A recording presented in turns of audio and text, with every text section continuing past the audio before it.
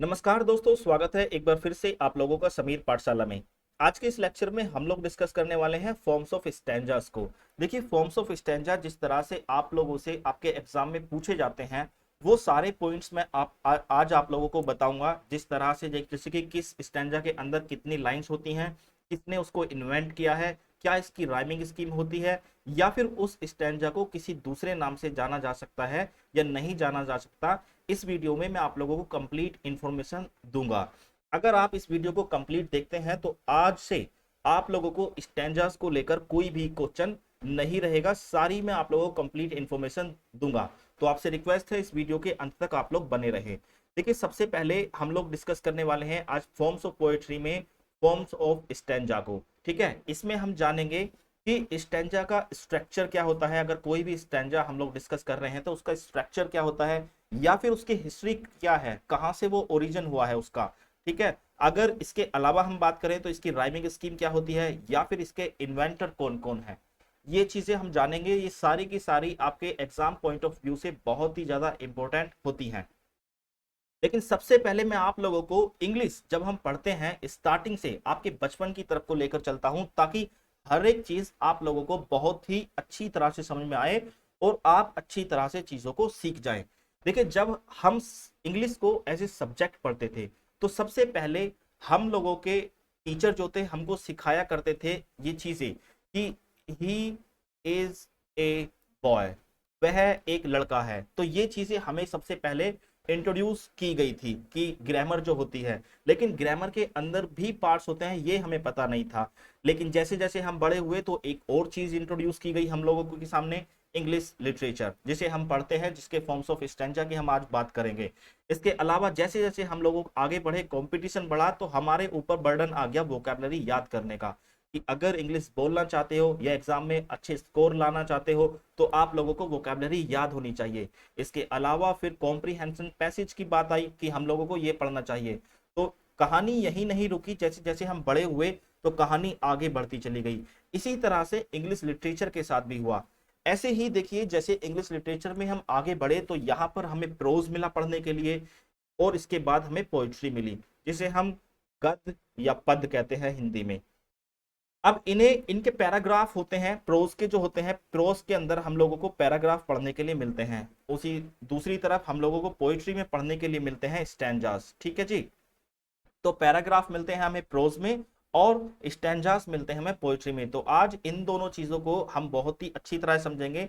ये तो ज्यादा अच्छी डिटेल में नहीं समझेंगे, ये चीज तो आप जान लीजिए कि ग्रुप ऑफ सेंटेंस जो होता है, ग्रुप ऑफ सेंटेंस जो होता है वो मिलकर एक पैराग्राफ बनाता है, लेकिन जो लाइंस ऑफ वर्ड्स होती हैं वो मिलकर एक स्टैंजा बनाती हैं।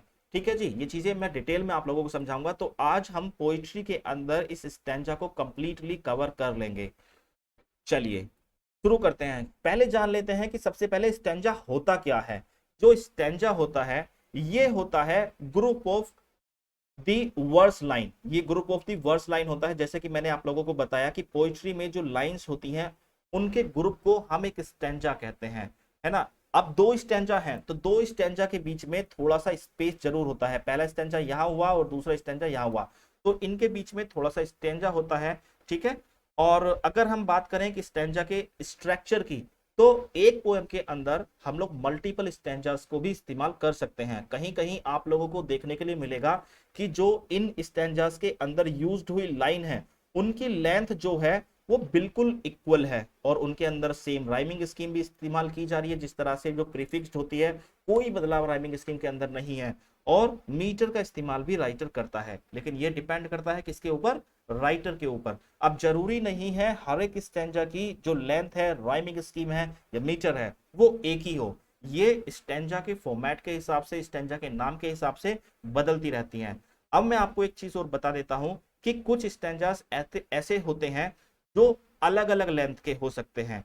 ठीक है जी, जो अलग अलग लेंथ के हो सकते हैं, उनकी राइमिंग स्कीम भी अलग हो सकती है और उनका साइज भी वेरी कर सकता है। उनमें राइटर किसी भी तरह की राइमिंग स्कीम, किसी भी तरह का मीटर का इस्तेमाल कर सकता है।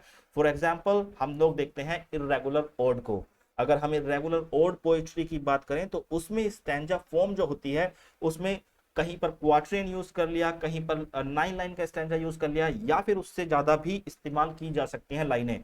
तो जैसे कि एक इंटीमेशंस ऑफ इमोर्टलिटी ओड है विलियम वर्ड्सवर्थ का, उसके अंदर एक स्टैंजा के अंदर 38 लाइंस भी हैं, ठीक है, वो एक ओड ही है। तो ओड के अंदर कोई राइटर एक लाइन से लेकर कितनी भी लाइनों का स्टैंजा ले सकता है।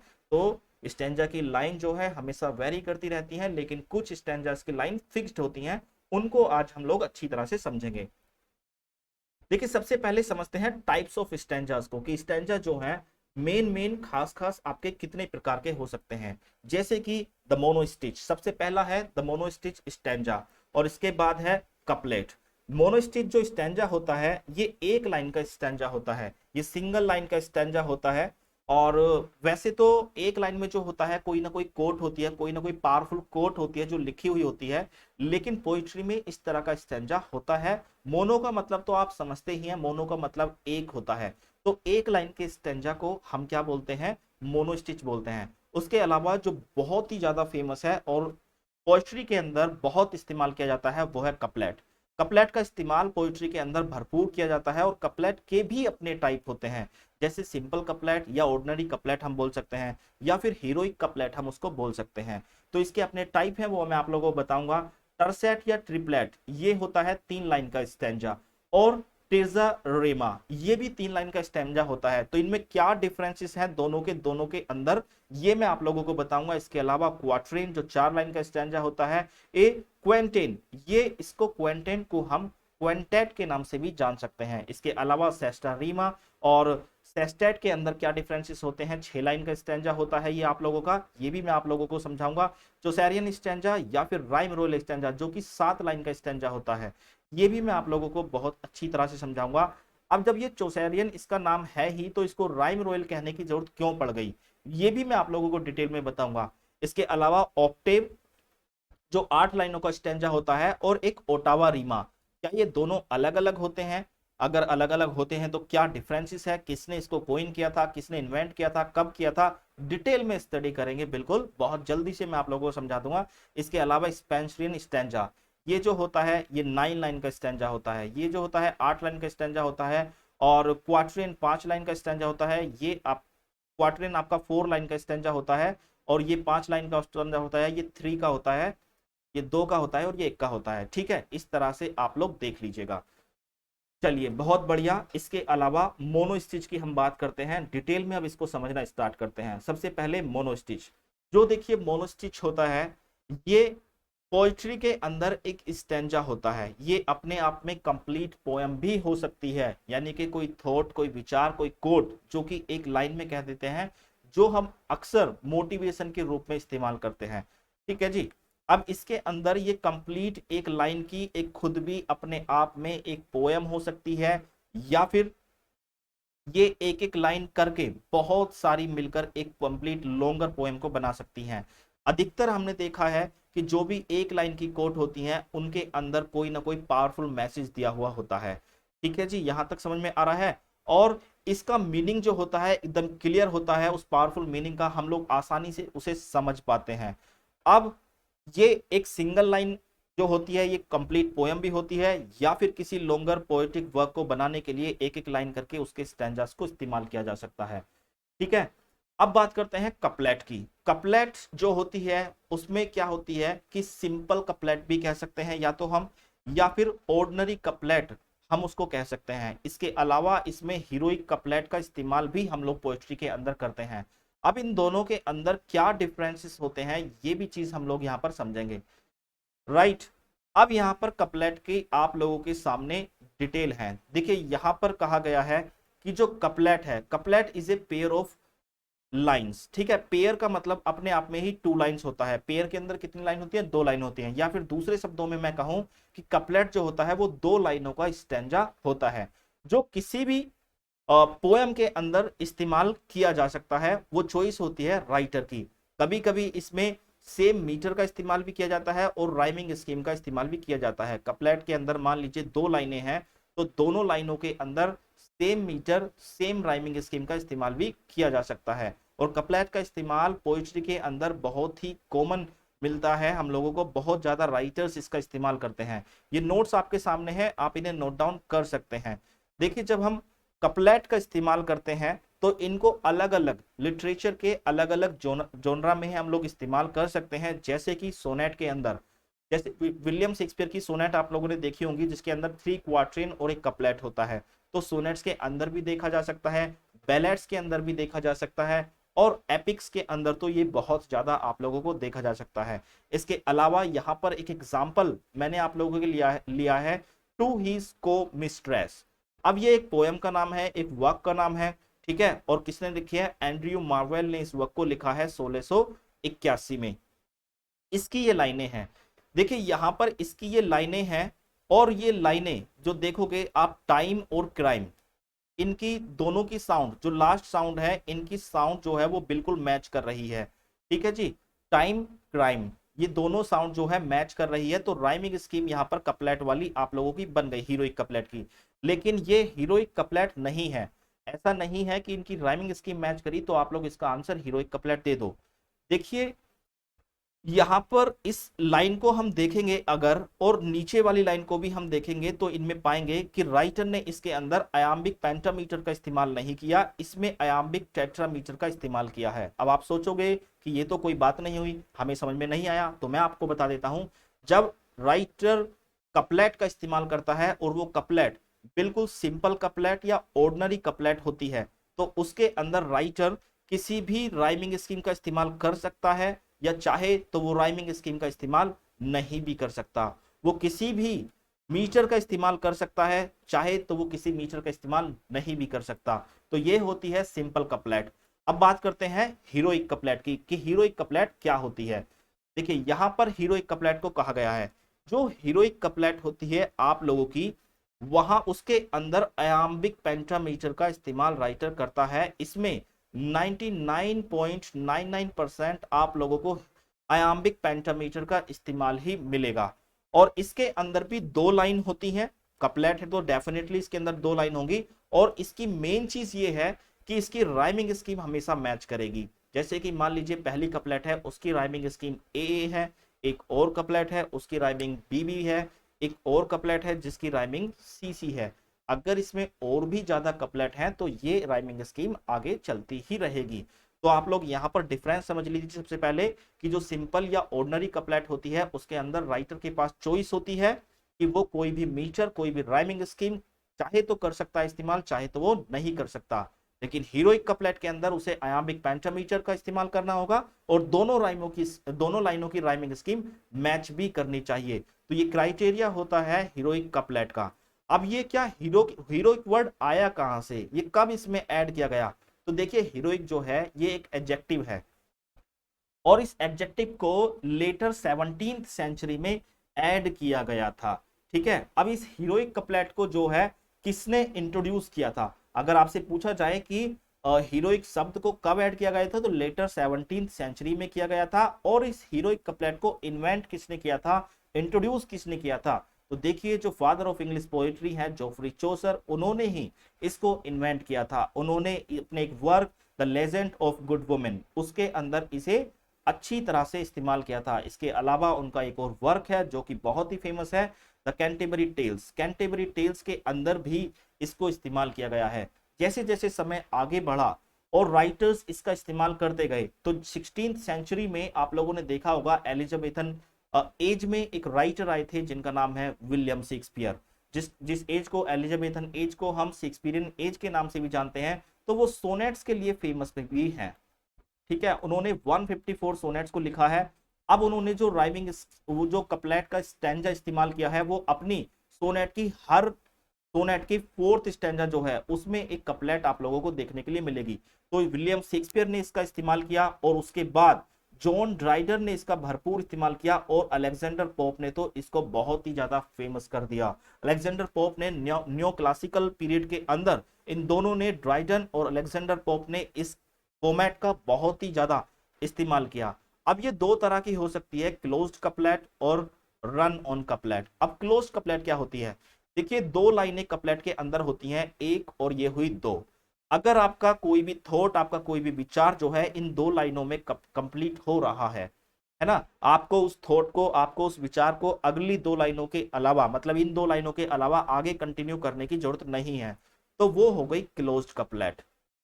लेकिन अगर आपको लगता है कि आपका विचार इन दो लाइनों में कंप्लीट नहीं हुआ है, लेकिन कपलेट के रूल के हिसाब से हम दो लाइन का स्टैंजा ही इस्तेमाल कर सकते हैं, लेकिन आपको अपनी बात पूरी करने के लिए आगे दो लाइन और भी करनी पड़ी, तो ये होती है run on couplet. I hope ये दोनों चीजें आप लोगों को समझ में आई होगी। अब बढ़ते हैं आगे। तो सबसे पहले अब तीसरे स्टैंजा, यानी कि तीसरा स्टैंजा हमारा है थ्री लाइंस का स्टैंजा जो होता है, उसके बारे में हम लोग डिस्कस करने वाले हैं। तो थ्री लाइन का स्टैंजा को हम क्या कहते हैं, किसने इन्वेंट किया, किस तरह का स्टैंजा होता है, पूरी चीजें कंप्लीट इंफॉर्मेशन हम लोग यहाँ पर समझेंगे।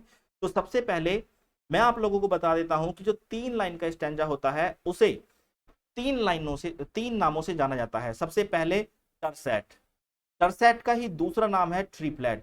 ये थ्री लाइंस का स्टैंजा होता है। इसके अलावा टेर्जा रीमा भी एक स्टैंजा है जो कि वो भी थ्री लाइन का है। तो अब इनमें डिफरेंट डिफरेंट क्या है ना, डिफरेंस क्या है, क्यों इनका नाम अलग अलग पड़ गया, ये चीजें मैं आप लोगों को बताऊंगा। देखिए टरसेट या फिर ट्रिपलेट जो होता है ये तो बिल्कुल सेम चीज होती है, इनके अंदर तो कोई भी चेंजेस हमें देखने नहीं मिलते। ये तीन लाइन का स्टैंजा होता है, जो चीज टरसेट में मिलेगी वही चीज आपको ट्रिपलेट में मिलेगी। मतलब जो राइमिंग स्कीम होगी या लाइन की लेंथ होगी, वो सारी चीजें दोनों में सेम मिलेंगी। तो ये एक दूसरे के नाम ही है, सिनोनिम्स ही हैं। अब जो ये टरसेट होता है ये तीन लाइनों का एक स्टैंजा होता है। ठीक है जी, तीन लाइनों का एक स्टैंजा होता है। और यहां पर सबसे खास चीज लिखी है a single rhyme. A single rhyme का मतलब है यहाँ पर देखिए, अगर आपके सामने तीन लाइन है कोई, और तीनों की राइमिंग स्कीम जो होगी वो एक ही होगी, या तो ए होगी, या बी है तो बी होगी, और अगर आगे है तो बिल्कुल ये सेम राइमिंग स्कीम ही होगी। ये सिंगल राइमिंग स्कीम कहे जाते हैं। इनकी ट्रिपलेट या टरसेट जो होते हैं, इनकी राइमिंग स्कीम कभी भी नहीं बदलती। और ये जो होती हैं लाइनें सेम लेंथ की भी हो सकती हैं, इनकी लेंथ जो है वो बिल्कुल सेम भी हो सकती है तीनों लाइन की। और और इनकी कभी कभी लेंथ जो होती है वो छोटी बड़ी भी हो सकती है। ऐसा नहीं है कि राइटर के ऊपर कोई भी प्रेशर है कि वो सेम लेंथ की लिखे या उनको छोटी बड़ी करे, उसके डिपेंड करता है। लेकिन एक चीज इसमें जो है वो मैंडेटरी होती है कि इनकी राइमिंग स्कीम जो होगी वो एक ही होगी। राइटर जो है दूसरी राइमिंग स्कीम को इस्तेमाल नहीं कर सकता, वो अलग से इसका कोई भी इस्तेमाल नहीं कर सकता। फॉर एग्जाम्पल विशेष टू हिज सपोज्ड मिस्ट्रेस, ये एक वर्क है जिसे लिखा है रिचर्ड ने, रिचर्ड कैस्ट्रो ने लिखा है इसको। और यहां पर देखिए आप लोगों के सामने मैं दिखा देता हूं इसका एक एग्जाम्पल। यहां पर ये एग्जाम्पल है और ये तीनों लाइनें इस वर्क से ली गई हैं, रिचर्ड क्रैसहो के वर्क से लाइनें ली गई हैं, जिसमें आप लोग देखोगे इन तीनों लाइनों की जो लेंथ है वो अलग अलग है। लेकिन एक चीज इसमें कॉमन देखने के लिए मिलेगी, जो राइमिंग स्कीम है, जो साउंड है इनके लास्ट के शब्द का वो सेम मिलेगा। जैसे कि बी है ना, यहां पर देखिए सी, और यहां पर देखिए मी। राइमिंग स्कीम लास्ट जो वर्ड होता है किसी भी लाइन का उसके साउंड के हिसाब से निकाली जाती है। तो ये तो हो गया आपका टरसेट या ट्रिपलेट। आई होप ये चीजें आपको समझ में आई है। अब बात करते हैं टेर्जा रीमा की, कि ये टेर्जा रीमा क्या है और इसमें क्या डिफरेंस होते हैं। ठीक है, और अच्छी तरह से इसे हम समझेंगे टेर्जा रीमा को। देखिए यहाँ पर आपके सामने स्क्रीन पर नोट्स आ गए हैं, चाहे तो आप इसका स्क्रीनशॉट ले सकते हैं ताकि आप लोगों को ये चीजें हेल्प करें, लेकिन मैं सारी चीजें आप लोगों को शॉर्ट में ही समझाता हुआ चलूंगा। देखिए टेर्जा रीमा जो होता है ये थ्री लाइन का स्टैंजा होता है। जिस तरह से टरसेट होता है उसी तरह से टेर्जा रीमा भी थ्री लाइन का स्टैंजा होता है। लेकिन इसके अंदर आप लोगों ने देखा होगा कि चेन राइम होती है। अब ये चेन राइम किस तरह की होती है आइए समझते हैं। देखिए जब किसी भी तीन लाइन के स्टैंजा की राइमिंग स्कीम, जैसे कि पहला स्टैंजा है ए, अगर इसकी राइमिंग स्कीम ए है और अगला स्टैंजा फिर से तीन लाइनों का आया, तो इसकी राइमिंग स्कीम जो बीच वाला शब्द है बी, तो बी भी हो जाएगी। ठीक है, बी हो जाएगी। फिर से इस बीच वाले को हम आगे ले जाएंगे और आगे ले जाकर देखेंगे सी हो जाएगा। फिर इसको बीच वाले को आगे ले जाएंगे और डी हो जाएगा। तो ये कितनी भी इसकी लेंथ कितनी भी हो सकती है, ये कितना भी आगे बढ़ सकता है। मैंने आप लोगों को तीन चार स्टैंजा की राइमिंग स्कीम यहाँ पर बताई है। इसकी कोई भी लिमिटेशन नहीं है, कितना भी लंबा इसको बनाया जा सकता है। लेकिन अगर आप लोगों को ध्यान रखनी है तो एक रखनी है कि जब इस तरह की पोयम का किसी का अंत आता है जो इस तरह के स्टैंजास में लिखी जाती है, टर्जा रीमा में, जिसमें चेन राइमिंग इस्तेमाल होती है, तो अगर उसके लास्ट लाइन की बात करें तो उसकी लास्ट लाइन या तो सिंगल लाइन में वो पोयम खत्म होगी कि एक सिंगल लाइन से खत्म होगी, या फिर उसकी जो लास्ट लाइन है वो कोई ना कोई कपलेट होगी। ठीक है जी, या तो एक लाइन का स्टैंजा होगा लास्ट में या दो लाइन का स्टैंजा होगा, और उसकी राइमिंग स्कीम जो होगी इस वाले की, जो लास्ट वाला है उसको ही हम बढ़ाएंगे। जैसे यहां पर देखिए डी ई डी है, तो इस ई ई ही राइमिंग स्कीम होगी। अब इसका परफेक्ट एग्जांपल मैं आप लोगों को बता देता हूं, जैसे कि ode to the west wind है। आप ode to the west wind William, और जो लिखी है पीवी सैले ने, एक रोमांटिक पोएट है, उन्होंने लिखी है। अब जैसे ही आप ode to the west wind को पढ़ोगे जो 5 सेक्शंस में लिखी गई है, तो उसका हर एक सेक्शन जो है वो कपलेट के साथ ही एंड हुआ गया है। तो अब ये टर्जा रीमा किसने कोइन कर दिया और कब कोइन कर दिया? तो देखिए टर्जा रीमा को फर्स्ट टाइम यूज किया गया था एक डिवाइन कॉमेडी में। ये एक वर्क है जिसको लिखा गया था दांते एलिग्री के द्वारा। ठीक है, अब ये जो डिवाइन कॉमेडी है ये एक इटालियन नैरेटिव पोयम है जिसको लिखना स्टार्ट किया गया था 1308 में और कंप्लीट किया गया था 1320 में, और ये दांते की डेथ से 1 साल पहले ही कंप्लीट हो गई थी। अब इंग्लिश में इसे किसने इंट्रोड्यूस किया या पॉपुलराइज किया? तो इंग्लिश में सर थॉमस वैट का नाम आता है, जिन्होंने बहुत ज्यादा इसका इस्तेमाल इंग्लिश लिटरेचर के अंदर किया था। और कब इंट्रोड्यूस किया था? 16th सेंचुरी में टर्जा रीमा का इस्तेमाल सर थॉमस वैट ने स्टार्ट कर दिया था। तो यही अगर आपसे पूछा जाए कि इंग्लिश के अंदर किसने इंट्रोड्यूस किया था, तो sir Thomas Wyatt is the name. I hope टर्जा रीमा आप लोगों को समझ में आया होगा। टर्सेट में आप लोगों को बता चुका हूं। फिर भी मैं आप लोगों की नॉलेज के लिए जो पीवी सैले की एक ode to the west wind जो है उसके अंदर इन्होंने कैसे इस्तेमाल किया है वो चीज मैं आप लोगों को दिखाना चाहूंगा एग्जाम्पल के तौर पर। ठीक है, तो देखिए यहां पर पीवी सैले का मैंने आप लोगों को बताया था, उसमें 3 लाइनों का स्टैंजा इस्तेमाल किया है उन्होंने। जैसे आप देखेंगे बियर, अगर मैं इसकी राइमिंग स्कीम मानू ए, और यहां पर देखें दी, ठीक है, और इसकी राइमिंग स्कीम मानू बी, ठीक है, बियर और शेयर, तो इसकी राइमिंग स्कीम क्या आ गई? इन दोनों का साउंड बियर शेयर, ये मैच कर रहा है ना, लेकिन दी का मैच नहीं कर रहा। तो ये इसी तरह के 3-3 लाइन के स्टैंजा इस्तेमाल किए हैं पीवी सैले ने, लेकिन लास्ट में जब स्टैंजा आता है तो वो एक कपलेट है। ठीक है, जो कि टर्जा रीमा की रिक्वायरमेंट होती है, या तो वो एक लाइन का स्टैंजा होगा या फिर वो 2 लाइन का स्टैंजा होगा। आप इसे ज्यादा डिटेल में देखना चाहते हैं तो पीवी सैले की poem ode to the west wind का टेक्स्ट निकाल के आप लोग देख सकते हैं। ठीक है जी, इसकी जो राइमिंग स्कीम है, जो पीवी सैले की पोयम है उसकी राइमिंग स्कीम मैंने यहाँ पर नीचे लिख दी है, आप लोग इसे देख सकते हैं। इसके अलावा देखिए इस तरह के स्टैंजा का इस्तेमाल जॉन मिल्टन ने भी किया था, रॉबर्ट ब्राउनिंग ने भी किया था, और टी.एस. इलियट ने भी इस तरह के टर्जा रीमा स्टैंजा का इस्तेमाल इंग्लिश लिटरेचर के अंदर किया था। अब बात करते हैं क्वाट्रेन की, कि क्वाट्रेन क्या होता है। देखिए ये एक ऐसा स्टैंजा है जिसको सभी लोग जानते हैं कि क्वाट्रेन के अंदर 4 लाइन होती हैं। 4 लाइन के स्टैंजा को हम जो कहते हैं वो क्वाट्रेन कहते हैं।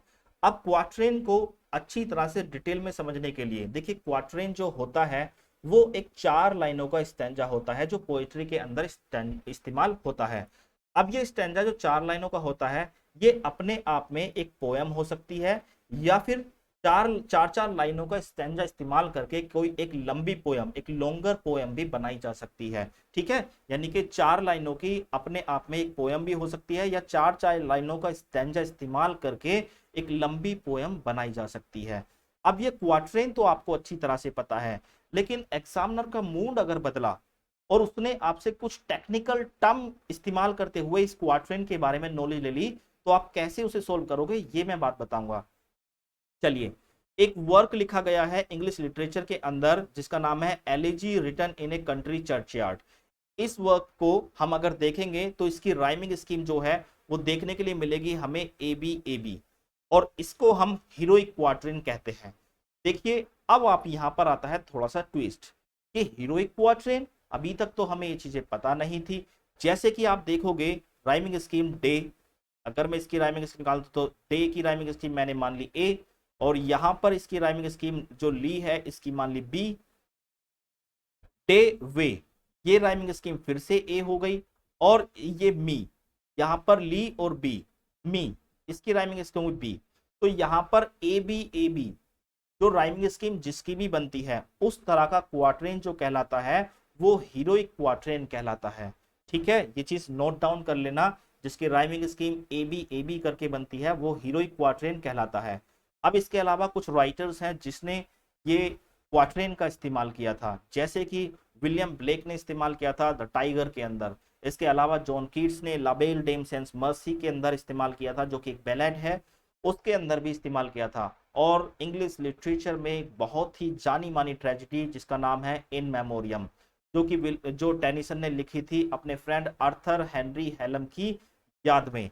ठीक है जी, तो इसके अंदर भी चार चार लाइनों का स्टैंजा आप लोगों को देखने के लिए मिलेगा। अब इसके अलावा कुछ टेक्निकल चीजें मैं आप लोगों को बता देता हूं कि जो बैलेड के अंदर इस्तेमाल होता है वो 4 लाइन का स्टैंजा राइटर अधिकतर इस्तेमाल करता है, इसीलिए हम उस क्वाट्रेन को बैलेड स्टैंजा के नाम से भी जान सकते हैं। अब इसके अलावा कॉमन मेजर, इसका एक नाम भी है कॉमन मेजर।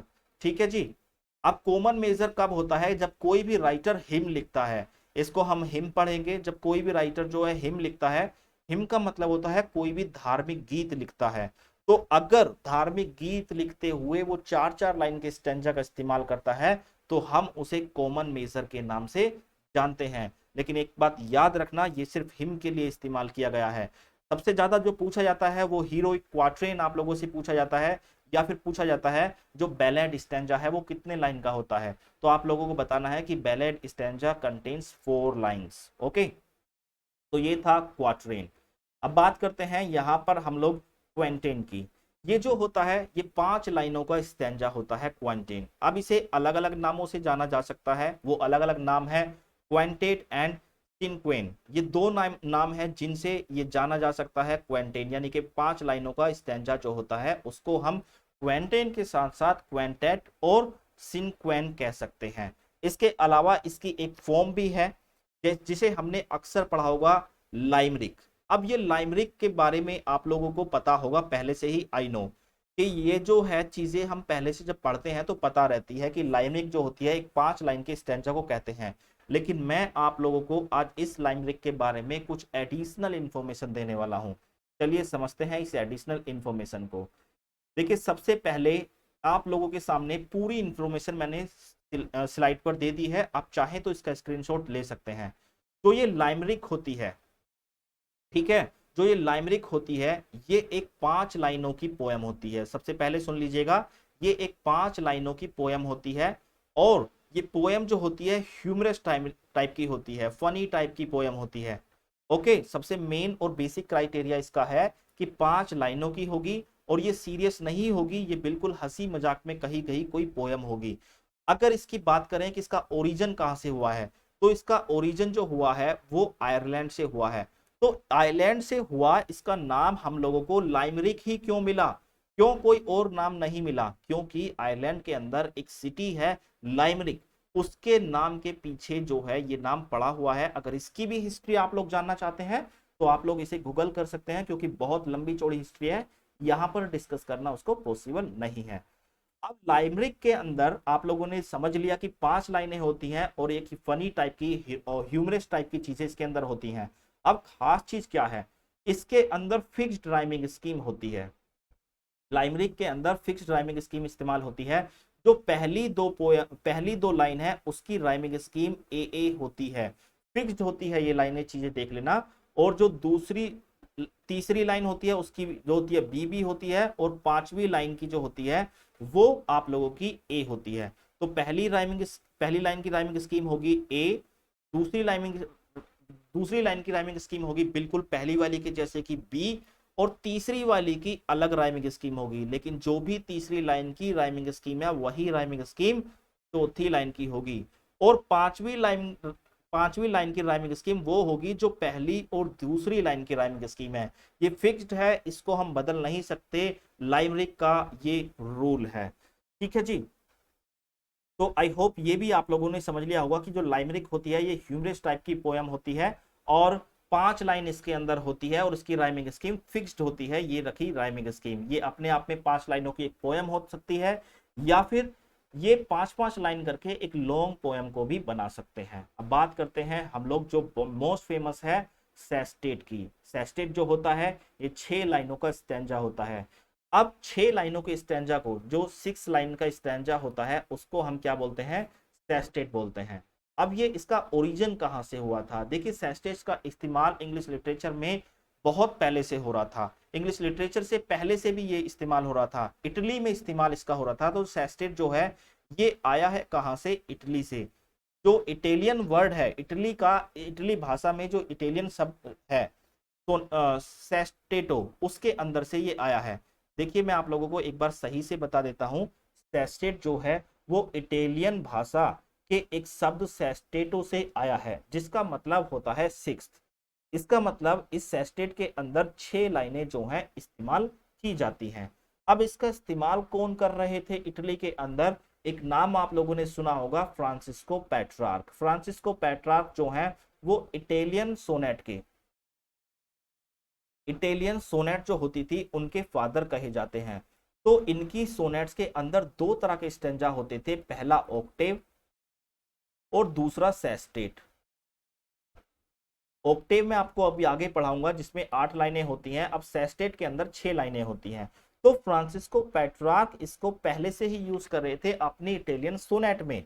ठीक है जी, पहले से इसका इस्तेमाल किया जा रहा था। और जो सेस्टेट की राइमिंग स्कीम होती थी इटालियन सोनेट के अंदर, वो फिक्स्ड तो नहीं होती थी, कभी कभी बदलती रहती थी, मगर मोस्टली जो इस्तेमाल होती थी वो होती थी सीडीई सीडीई या फिर सीडीसी सीडीसी। इसकी राइमिंग स्कीम होती थी। इसके अलावा राइटर इसे अपने हिसाब से बदल भी सकते थे।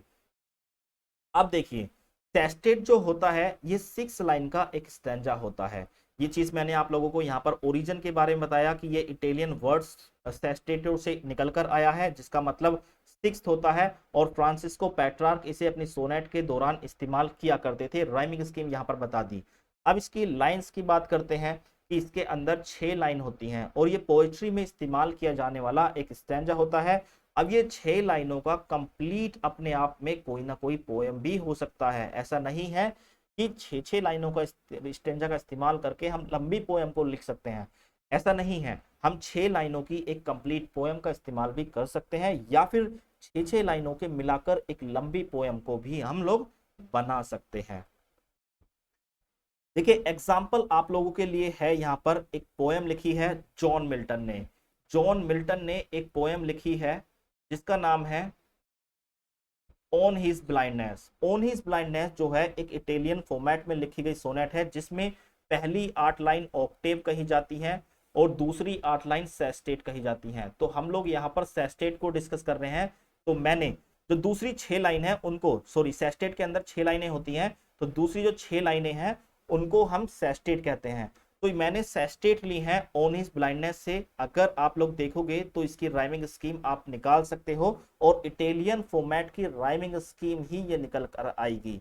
जैसे कि हम लोग देखते हैं नीड की राइमिंग स्कीम हम लोग निकालेंगे। जो ऑक्टेव की राइमिंग स्कीम होती है पहले मैं वो बता देता हूं। इसकी होती है,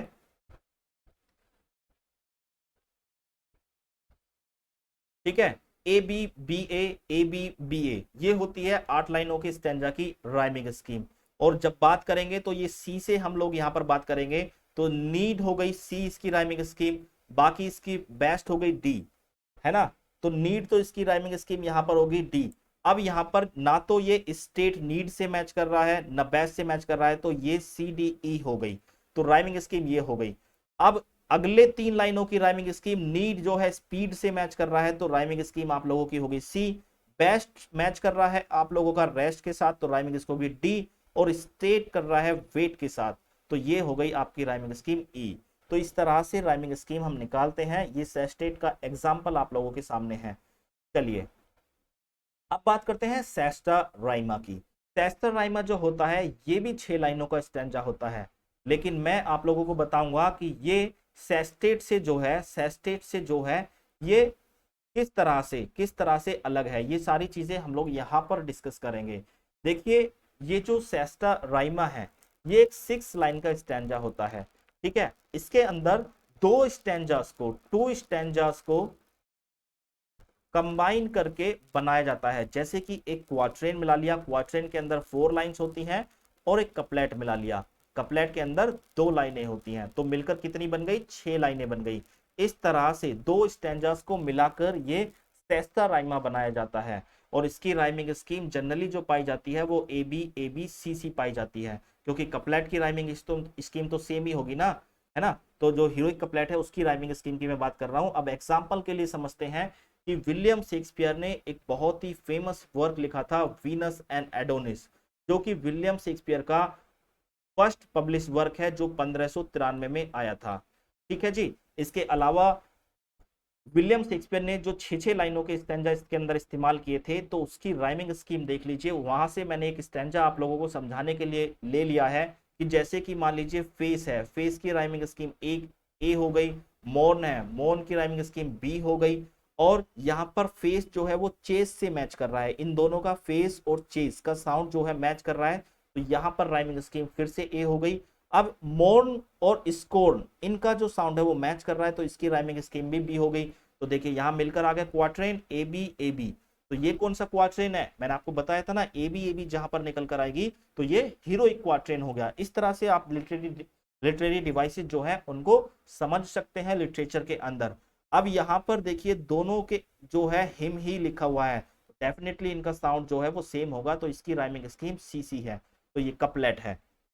इसके अंदर शेक्सपियर ने आयाम्बिक पेंटामीटर का इस्तेमाल किया गया है। एक और चीज बता देता हूं मैं आप लोगों को कि जो हीरोइक कपलेट होती है, राइटर उसके अंदर आयाम्बिक पेंटामीटर का इस्तेमाल ही करता है। ये चीजें मैंने कपलेट के टाइम पर आपको समझाई हैं इसी वीडियो के अंदर। चलिए अब बात करते हैं चौसेरियन स्टैंजा की।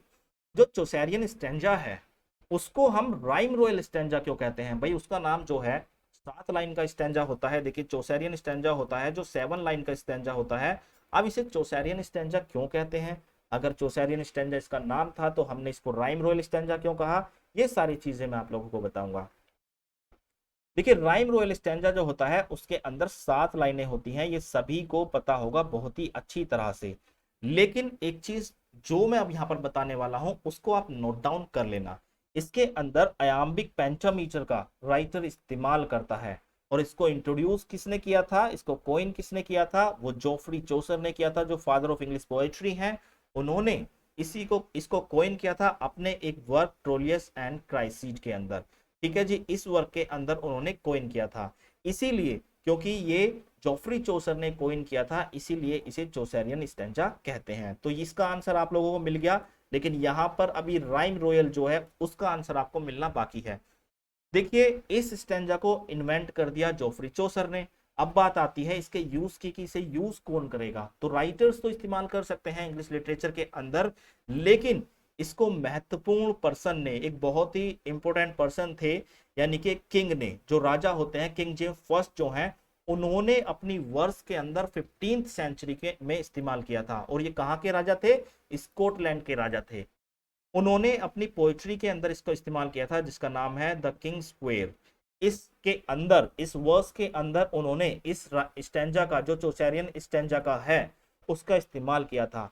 अब किंग है तो रॉयल फैमिली से बिलोंग करेंगे, है ना, अपर क्लास से बिलोंग करेंगे, इसीलिए इसके इस्तेमाल की वजह से जो 7 लाइन का इस्तेमाल हुआ था, 7 लाइन के स्टैंजा का इस्तेमाल हुआ था, वो किंग ने भी कर लिया, king James first of Scotland ने भी कर लिया। इसीलिए इसे राइम रॉयल स्टैंजा कहा जाता है। मतलब एक ऐसा स्टैंजा जिसे बड़े बड़े लोगों ने, जो रॉयल फैमिली से बिलोंग करते थे, और ये स्टैंजा राइम भी करता है, इसलिए राइम रॉयल स्टैंजा कहा जाता है।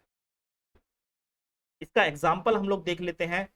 इसका एग्जाम्पल है विलियम शेक्सपियर की एक पोएम है द रेप ऑफ लुक्रीज। मैंने ये पोएम के बारे में आप लोगों को पढ़ाया है। ये पोएम आपकी 1594 में आई थी। ठीक है जी, 1594 में आई थी। इसकी rhyming scheme rhyme royal stanza में ये लिखी गई है, और ये डेडिकेट है हेनरी रियोस्ली को। इसके अंदर हमें 265 स्टैंजा देखने के लिए मिलते हैं, और ये स्टैंजास 265 जो हैं ये 7 लाइन की स्टैंजा हैं। देखिए विलियम शेक्सपियर ने ये लॉन्ग नैरेटिव पोएम लिखी है, 265 स्टैंजा हैं, और सारे के सारे स्टैंजा जो हैं वो 7 लाइन के स्टैंजा ही हैं, और हर एक स्टैंजा की राइमिंग स्कीम यही होगी, ए बी बी सी सी। देखिए यहाँ पर कपलेट के साथ ही ये एंड हो रहा है। ठीक है, तो चौसेरियन स्टैंजा और राइम रोल स्टैंजा भी आप लोगों को समझ में आया होगा। अब एक और इंपॉर्टेंट स्टैंजा को हम लोग डिस्कस करने वाले हैं, जिसका नाम है ऑक्टेव। ऑक्टेव को डिस्कस करने वाले हैं। ये ऑक्टेव जो होता है इसे भी पोएट्री में इस्तेमाल किया जाता है।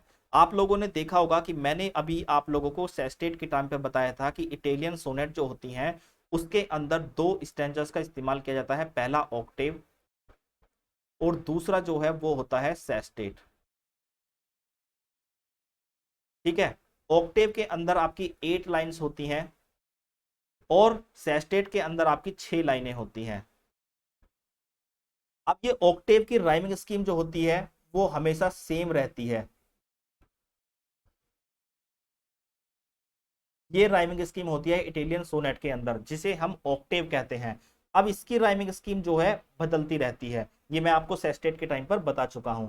तो ये जो ऑक्टेव है ये कंसिस्ट करता है कितनी लाइनें, 8 लाइनें कंटेन करता है। ठीक है जी, 8 लाइनें कंटेन करता है और इसको इटालियन सोनेट के दौरान इस्तेमाल किया जाता था, इटालियन सोनेट के दौरान इस्तेमाल किया जाता था। अब आप कहेंगे जो कि सर थॉमस वैट ने इंट्रोड्यूस किया था इसे लाकर, मैं आपको सारी चीजें बताऊंगा कि जो ऑक्टेव है इसको इटालियन सोनेट के दौरान इस्तेमाल किया जाता था ऑक्टेव के रूप में, जिसकी राइमिंग स्कीम ये होती थी। इसे आप नोट डाउन कर लीजिए। पढ़ते हैं आगे। यहाँ पर लिखी हुई है राइमिंग स्कीम और इसे देखते हैं। यहाँ पर मैंने आप लोगों के लिए एक एग्जांपल रखा है, जॉन मिल्टन की पोएम जो है ऑन हिज ब्लाइंडनेस, उससे ये ऑक्टेव का आप लोगों का एग्जाम्पल लिया गया है। इसके अंदर आप राइमिंग स्कीम देखोगे तो देखिए, साउंड मैच करिए, राइमिंग स्कीम आपको निकालना आ जाएगा। स्पेंट, स्पेंट पहला शब्द है हमारा, इसकी राइमिंग स्कीम हम लोगों ने मान ली ए। वाइड हमारा दूसरा शब्द है तो पहले शब्द से मैच नहीं करती स्पेंट के साथ, तो इसलिए हमने इसकी राइमिंग स्कीम कही बी। अब वाइड के साथ जो है हाइड मैच करती है, हाइड वाइड, तो यहां पर देखिए बी इसकी राइमिंग स्कीम रखेंगे। और स्पेंट के साथ बैंट की राइमिंग स्कीम कर रही है तो हम दूसरी स्कीम ना लाकर, राइमिंग स्कीम ना लाकर ए ही इस्तेमाल करेंगे यहां पर। अब बात करते हैं आगे। यहां पर स्पेंट है, स्पेंट प्रेजेंट, ये दोनों मैच कर रही हैं तो फिर से ए लग दीजिए। यहां पर चाइल्ड है, चाइल्ड किससे मैच कर रही है, वाइड से भी मैच कर रही है और हाइड से भी मैच कर रही है। अब इन दोनों की राइमिंग स्कीम क्या है, ऑलरेडी बी है और ये हमारी चाइल्ड की भी मैच कर रही है तो बी रख देंगे। अब डिनाइड, चाइल्ड, डिनाइड, वाइड, ये सब मैच कर रही है तो ये भी राइमिंग स्कीम बी हो जाएगी। और प्रिवेंट, अब प्रिवेंट किससे मैच कर रही है, प्रेजेंट से मैच कर रही है तो ये राइमिंग स्कीम हो गई ए। तो इस तरह से ऑक्टेव की राइमिंग स्कीम हम लोग निकाल सकते हैं। लेकिन इसमें एक और आता है ओटावा रीमा, ओटावा रीमा। अब ये क्या होता है, ये चीजें मैं आप लोगों को बताऊंगा। चलिए समझते हैं ओटावा रीमा को। ऑक्टेव आपको समझ में आ गया होगा। ओटावा रीमा जो होता है इसको 16th सेंचुरी में सर थॉमस वैट ने, जो जिन्होंने इंट्रोड्यूस की थी सोनेट को इंग्लैंड के अंदर।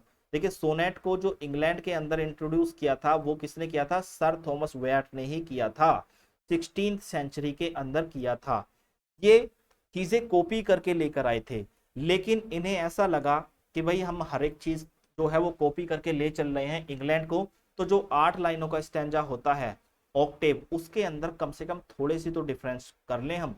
अब थोड़े से डिफरेंस में इन्होंने क्या किया, इन्होंने एक 8 लाइन का स्टैंजा क्लासिकल पोएट जो थे, क्लासिकल राइटर जो थे बोकैसियो, है ना, जियोवानी बोकैसियो जो थे, उनसे ये कॉपी कर लिया। वो एक स्टैंजा को लिखते थे जो 8 लाइनों का होता था जिसे ओटावा राइमा कहते थे, है ना। ओटावा राइमा स्टेमजा इस्तेमाल करते थे वो लोग। इसकी राइमिंग स्कीम ऑक्टेव से अलग होती थी, ऑक्टेव से अलग होती थी।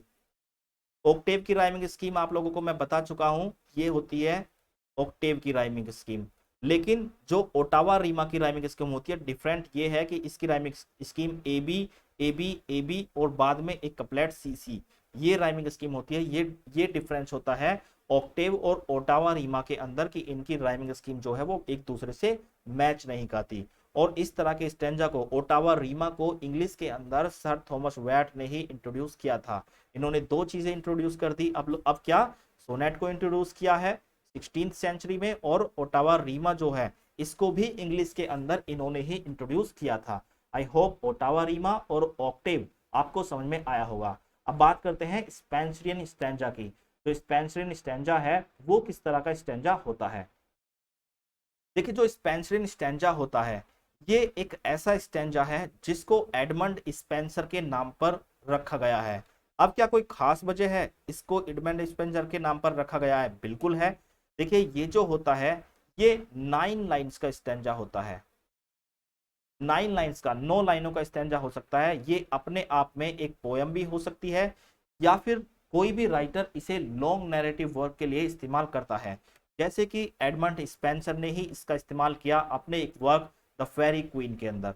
फेरी क्वीन जो है इनका एक एपिक पोयम है, उसके अंदर ही इन्होंने स्पेंसर स्टैंजा को कोइन भी किया था। ठीक है, तो लॉन्ग नैरेटिव पोएम होगी तो इन्होंने बहुत लंबे स्टैंजा को कोइन कर लिया 9 लाइनों के, और जल्दी जल्दी से अपनी पोएम को लिखने लगे। तो 9 लाइंस होती हैं, आप लोगों को ये चीजें मैं बता चुका हूं।